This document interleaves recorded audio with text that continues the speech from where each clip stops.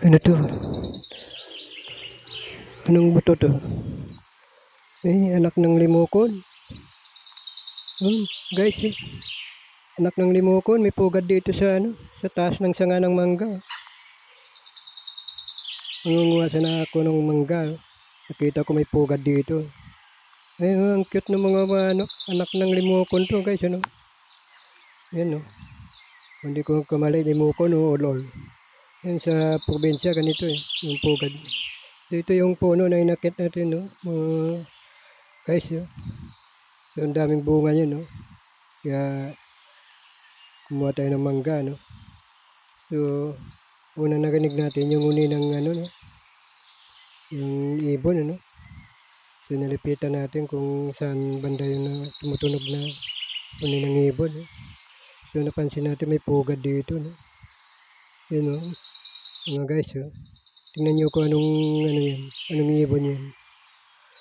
Yan, bagong anak lang to, basa-basa pa yung katawan. Yan, ang cute nila. Yan, Uy, nasana yung nanay nyo, iniwan kayo, wala kayo pagkain. Sige, akit muna ako, titingnan pa natin doon sa taas kung mayroon pang yan, Baka mayroon pa silang pugad dito, So, akit tayo mamaya yan dyan,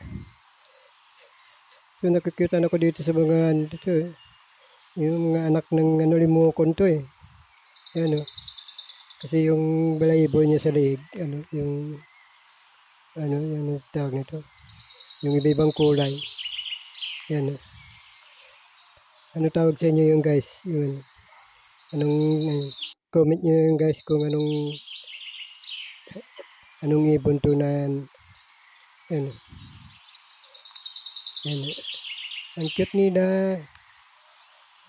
Ngayon lang ako nakakita dito.